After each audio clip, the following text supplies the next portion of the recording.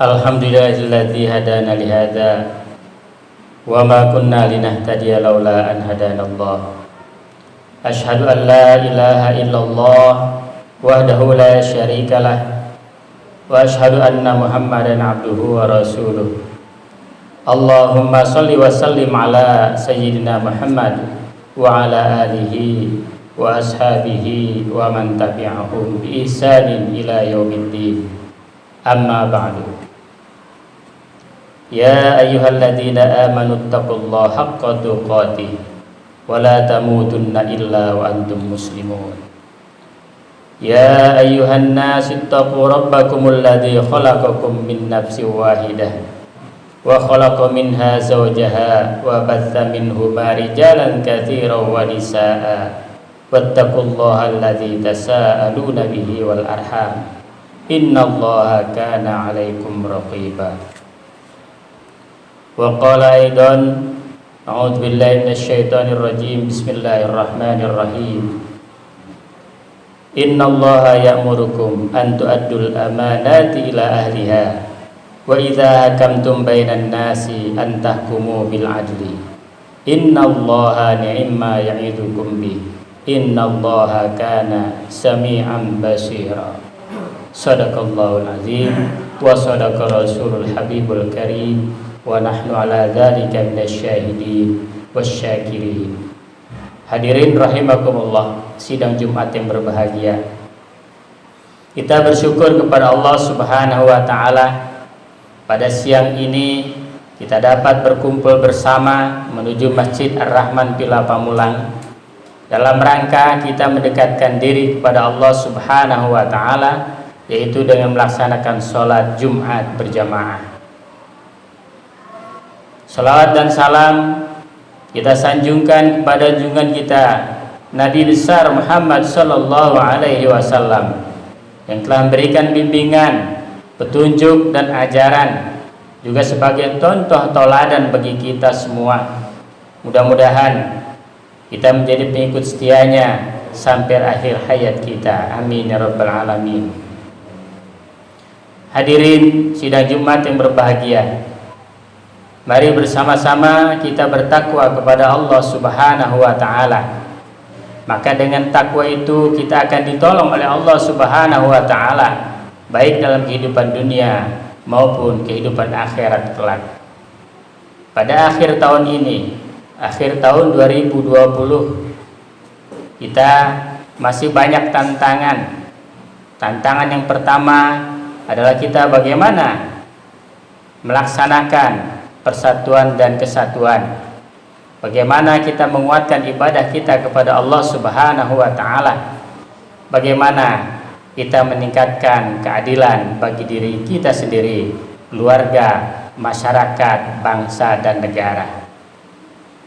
Tentu saja apa yang terjadi akhir-akhir ini sangat mengkhawatirkan bagi kita semua. Tidak hanya di dalam negeri, juga di luar negeri. Seringkali umat Islam di mancanegara pun menjadi sasaran fitnah dan segala macam kejahatan yang terancam baginya. Begitu juga bagi kita, apabila kita tidak menguatkan tali persaudaraan, rasa persatuan dan kesatuan akan memperoleh hal-hal yang sama pula. Hadirin yang berbahagia, oleh sebab itu kita sebagai umat Islam harus mampu mengoreksi diri kita dalam tatanan kehidupan berbangsa, bernegara, berkeluarga dan bermasyarakat. Bahwasanya kebenaran dan keadilan dalam genggaman Allah Subhanahu wa taala. Artinya siapapun yang melawan kebenaran dan keadilan berarti mereka telah melawan Allah Subhanahu wa taala. Maka siapa saja yang melawan Allah Subhanahu wa taala, mereka itu adalah akan mendapatkan hukuman yang berat di dunia dan akhirat. Lawan dari keadilan adalah kezaliman.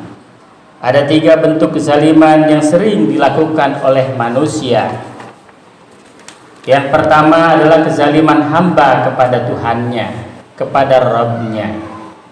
Kezaliman manusia kepada penciptanya adalah dengan kufur kepada Allah Subhanahu wa taala. tidak mematuhinya, tidak mengikuti Rasulullah Shallallahu Alaihi Wasallam, tidak melaksanakan amar ma'ruf dan nahi munkar.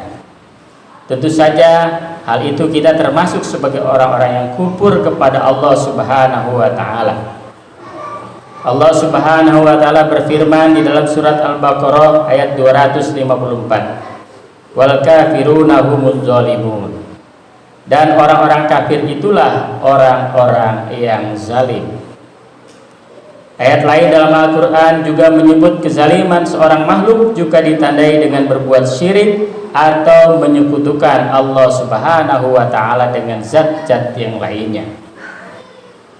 Maka dikatakan dalam Al-Quran, inna syirka la zulmun azim. Sesungguhnya mempersekutukan Allah adalah benar-benar kezaliman yang besar.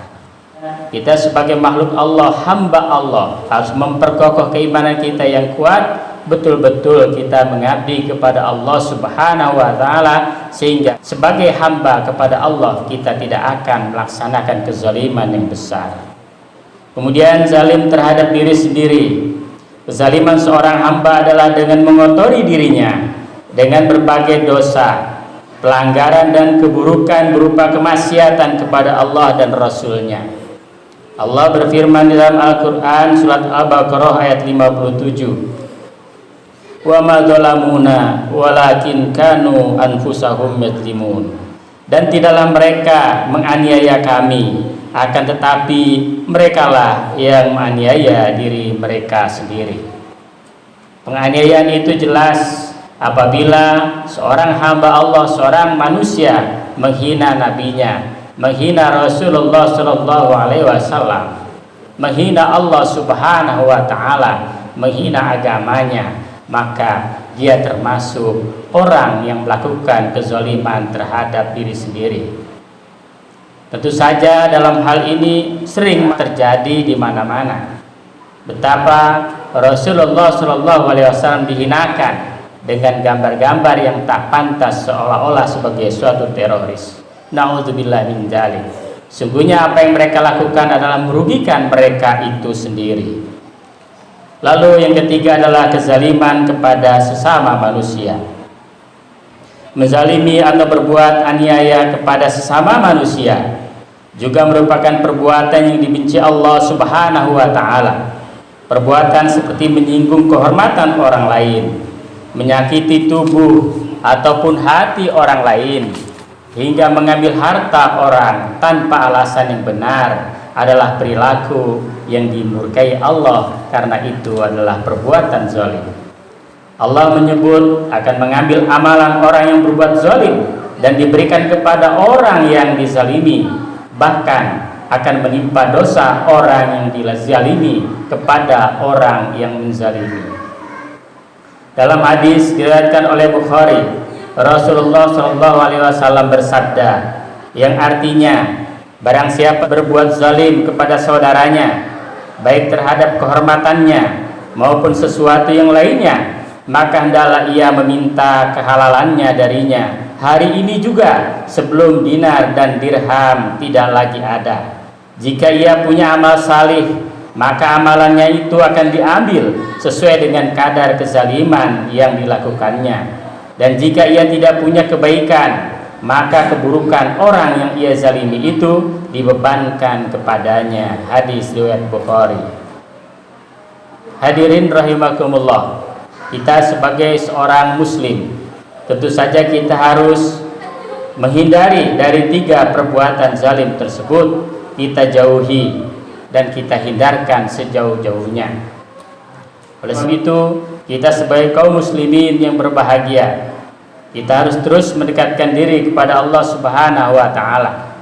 Rekatkan tali silaturahmi kita. Kezaliman ini juga sering terjadi kepada kaum mukmin yang berupa fitnah dan cobaan di mana-mana yang kita perhatikan pada saat ini. Tentu saja kita sering mendengar ataupun melihat informasi yang nyata. Allah Subhanahu wa taala akan memberikan balasan yang setimpal. Di dalam Al-Qur'an Allah berfirman, innal ladzina fatanul mu'minina wal mu'minat tsumma lam yatubu falahum adzabu jahannam wa lahum adzabul harim.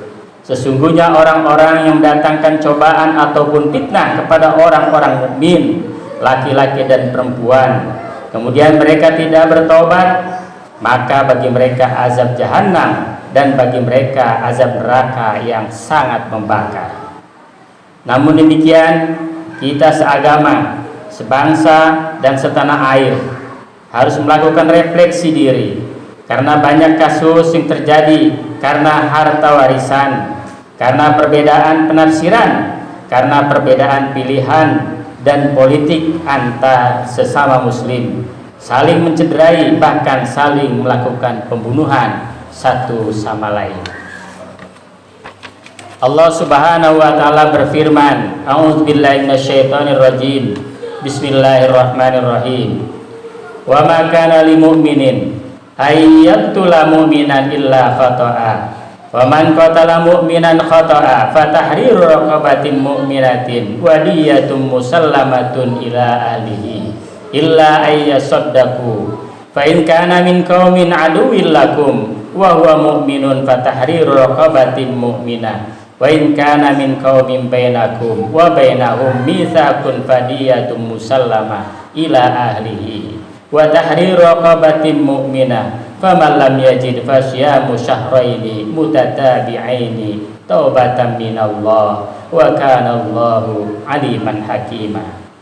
Dan tidak layak bagi seorang mukmin membunuh seorang mukmin yang lain kecuali karena tidak sengaja, dan barang siapa membunuh seorang mukmin karena bersalah, hendaklah ia memerdekakan seorang hamba sahaya yang beriman serta membayar diat yang diserahkan kepada keluarganya atau si terbunuh itu, kecuali jika mereka keluarga terbunuh itu bersedekah.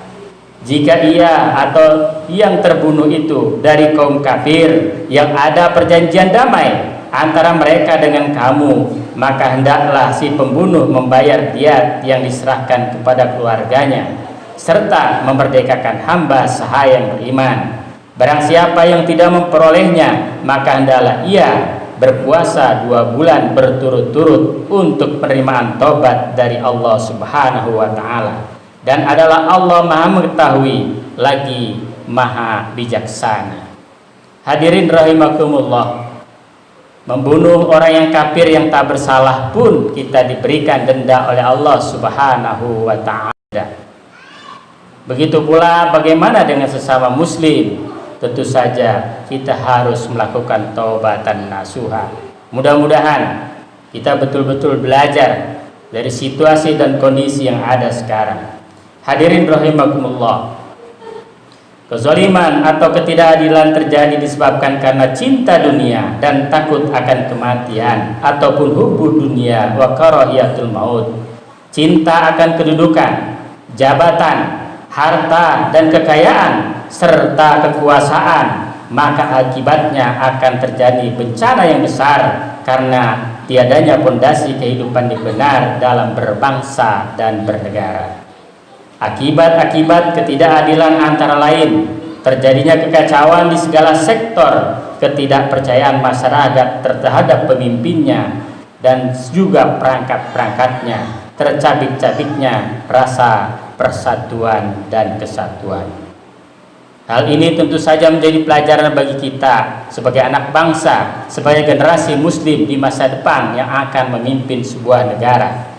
Apa yang terjadi sekarang sebagai ibroh, sebagai pelajaran yang harus kita simak sebaik-baiknya.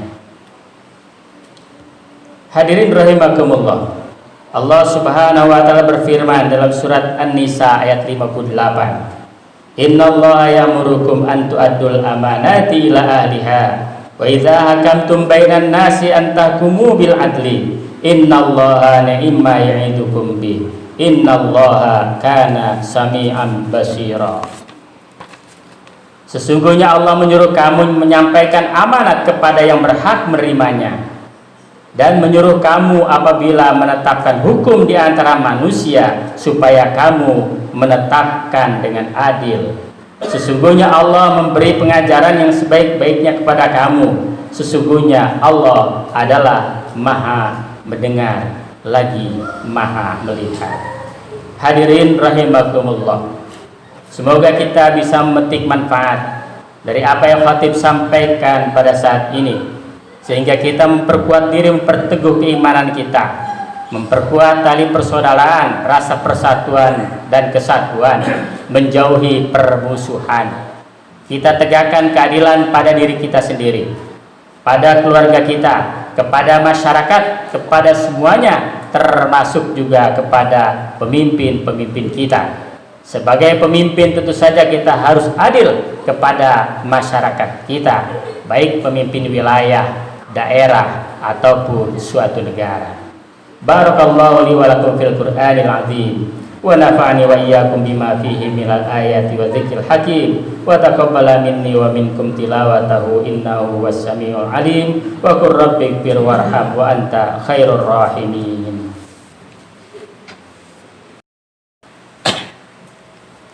Alhamdulillahilladzi arsala rasulahu bil huda wa dinil haqq liyudhhirahu 'ala dini kulli walau karihal musyrikun. Asyhadu an la ilaha illallah wahdahu la syarikalah wa asyhadu anna Muhammadan 'abduhu wa rasuluh. Allahumma shalli wa sallim ala Muhammad wa ala alihi wa ashabihi wa man tabi'ahum bi ihsanin ila yaumiddin.